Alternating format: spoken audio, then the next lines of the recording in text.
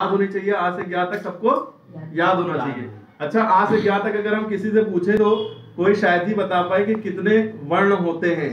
ठीक है, आ से ज्ञा तक कितने वर्ण होते हैं। अच्छा, वर्णमाला नाम क्यों रखा गया? वर्ण कहते हैं छोटा बड़ा छोटी बड़ी, इनको वर्ण कहते हैं। बहुत सारे वर्णों को मिला के वर्णमाला बन जाता है। ठीक है, जैसे ए से जेड तक कितना होता है? 26 लेटर्स होते हैं। ए से जेड तक कितने लेटर्स होते हैं? 26, जिसमें से 5 वॉवल्स होते हैं और 21 कॉन्सोनेंट होते हैं। ठीक है, हालांकि उनके अगर साउंड पे जाएंगे तो वॉवल 20 हो जाएंगे और कॉन्सोनेंट 24। ठीक, तो वर्णमाला में आ से क्या तक कितने वर्ण होते हैं? 52, लेकिन बुक में मेनली 44 लिखे जाते हैं। कितने लिखे जाते हैं? 44, लेकिन होते कितने हैं? 52। अगर मुख्यता पूछे यानी मेनली 44 कह सकते हैं। ठीक है, जिसमें से वर्णमाला को दो चीजों में बांटा गया है, पहला है स्वर, दूसरा है व्यंजन। जैसे इंग्लिश अल्फाबेट में वॉवल कॉन्सोनेंट में बांटा गया है, तो समझ लीजिए वो वॉवल्स हैं, ये कॉन्सोनेंट है, समझ सकते हैं। ठीक, अब स्वर होते कितने हैं? स्वर कितने हैं? 11 होते हैं, 11 स्वर होते हैं। आप लोग पहले बुकों में पढ़ते थे, अंग और आहा भी स्वर में आता था, 13 स्वर माने जाते थे। हालांकि अब हटा दिया गया है, अंग और आहा ना स्वर है ना व्यंजन है, उनको अयोगवाह कहा जाता है। क्या कहा जाता है? अयोगवाह। ना वो स्वर है ना वो व्यंजन है। वर्णमाला लिखते टाइम उनको लिखते भी नहीं है, आ से क्या तक लिखेंगे, देखिए कहीं पे हमने अंग और आहा नहीं लिखा है, वो अयोगवाह होते हैं। हमने नीचे बता दिया है कि वो अयोगवाह होते हैं, ना वो स्वर है ना वो व्यंजन है। ये बात अलग से याद रखिएगा। तो टोटल कितने स्वर हुए? 11। हाँ, एक बात याद रखिएगा, संस्कृत में भी वर्णमाला होती है, उसमें ये इंक्लूड होते हैं। ठीक है, संस्कृत में जो वर्णमाला होती है उसमें तो वर्ण बहुत सारे हो जाते हैं।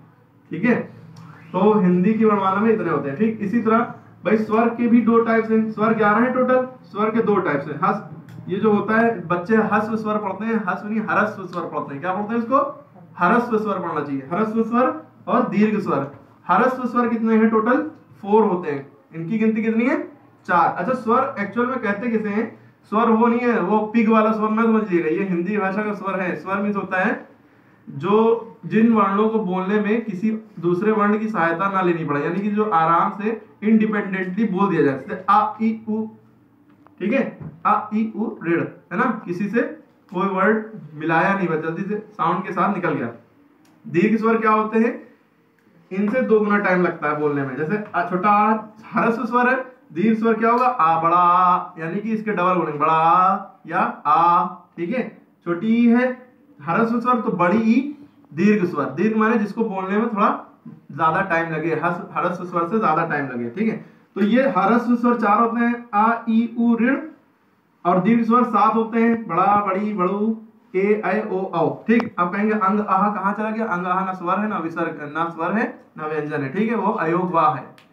इसके बाद हम आ जाते हैं व्यंजन पे। व्यंजन उन्हें कहते हैं जिनको लिखने या बोलने के लिए किसी अन्य स्वर की सहायता लेनी पड़े। जैसे हम लोग जो भी वर्ड बोलते हैं, जैसे व्यंजन कहाँ से शुरू होते हैं? का से शुरू होते हैं, का से शुरू होते हैं, का से ज्ञा तक व्यंजन होते हैं पूरे।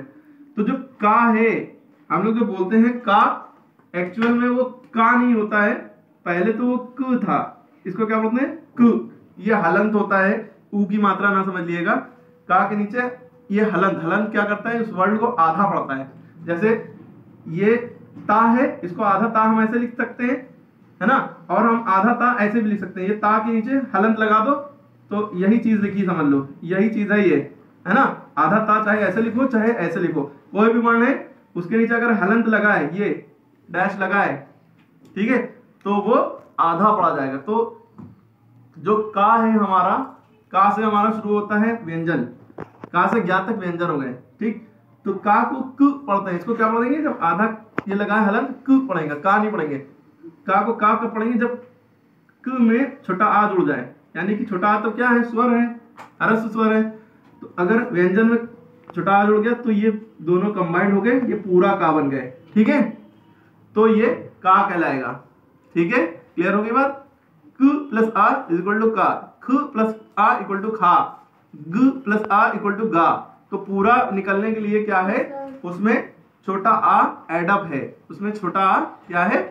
ऐड है। तो व्यंजन उन्हें कहते हैं जिनको बोलने या लिखने के लिए दूसरे स्वर की या किसी स्वर की सहायता लेनी पड़े। ठीक है, मेनली छोटा आ सभी में ऐड होता है। ठीक है, पॉज करो। ठीक है।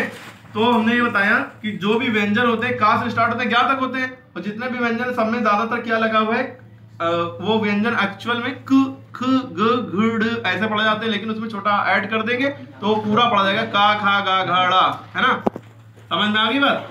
अब इसके बाद देखिए व्यंजन को कितने पार्टों में डिवाइड किया गया है, इसको वो कर दो यहाँ से लो, ठीक है, ठीक है, यहाँ से।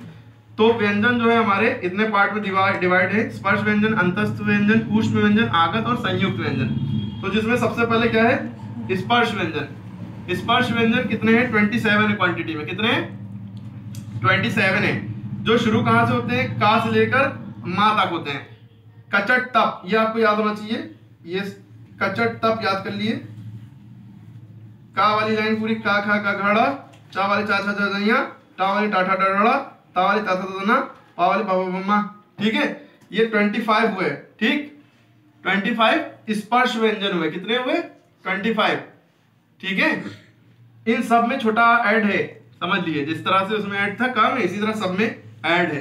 तो इसलिए का खा गा गड़ वरना इसको क्या पढ़ते, क ख ग गड़, ठीक है, इसमें हलंत लगा दे सब में, तो क ख ग गड़ चु चु चु है ना, इस तरह से यहाँ अजीब तरीके से पढ़ा जाएगा। अच्छा, अगर इसके फैक्ट में घुसेंगे, हिंदी एक समंदर है वर्णमालाई, बहुत ज्यादा है। अभी आप तक सोचते होंगे यहाँ का क्या यूज है ना, बहुत सारी चीजें बताएंगे बाद में, यहाँ का यूज ही नहीं बता पाए कोई जल्दी, ठीक है। इसके बाद देखिए, ये जो हमने बताया माँ तक स्पर्श व्यंजन होते हैं, लेकिन ये जो ये ड़ा और ढा, ये पढ़ना, ठीक है, ये दौड़ना, ये ड़ा पढ़ने में लगता है पढ़ना, तो ड़ा या ला यूज करते हैं, इसमें हल्की सी हा की आवाज भी आती है, ठीक है। तो या ला, ये दोनों ड़ा ढ़ा द्विगुण व्यंजन कहलाते हैं। अगर हम अलग टाइप बनाना चाहिए व्यंजन में, तो ये द्विगुण व्यंजन बन जाएगा, लेकिन इसको इसमें इंक्लूड रखते हैं स्पर्श व्यंजन में, एक्स्ट्राज में, ठीक है।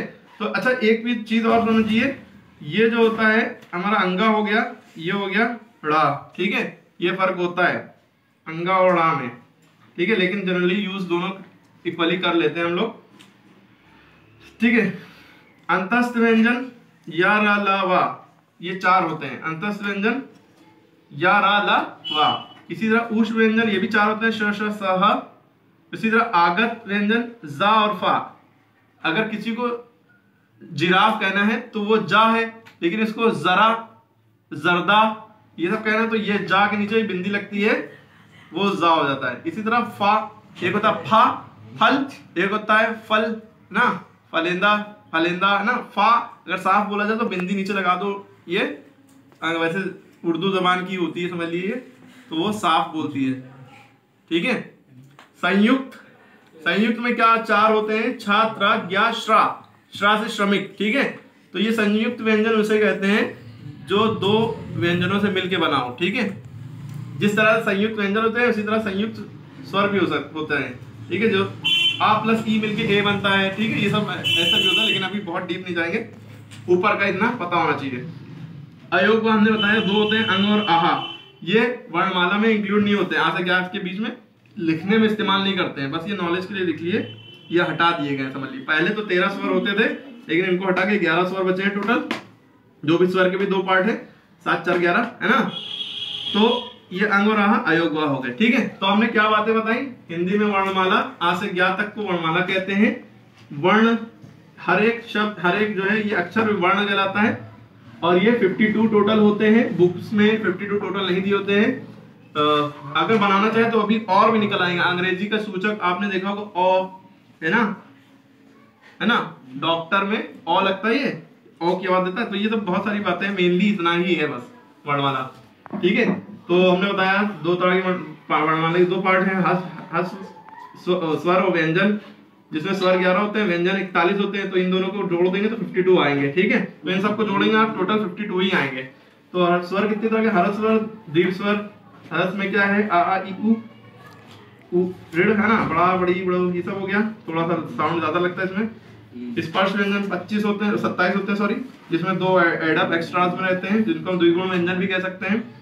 अंतस्थ व्यंजन 4, ऊष्म व्यंजन 4, आगत 2 है, संयुक्त 4 है। इसी तरह अघोष और सघोष, अघोष और सघोष भी पढ़ेंगे आप। जो ये शुरू के 2 होते हैं, घोष या अघोष कह सकते हैं, सघोष या घोष कह सकते हैं, और बाद के 3 अघोष हो जाएंगे। लेकिन ये बहुत डेप्थ में चले जाएंगे, भाई इतना काफी है। पहली बात तो आ से ज्ञात तक याद कर ले सभी, यही बड़ी बात है। ठीक है, ठीक है।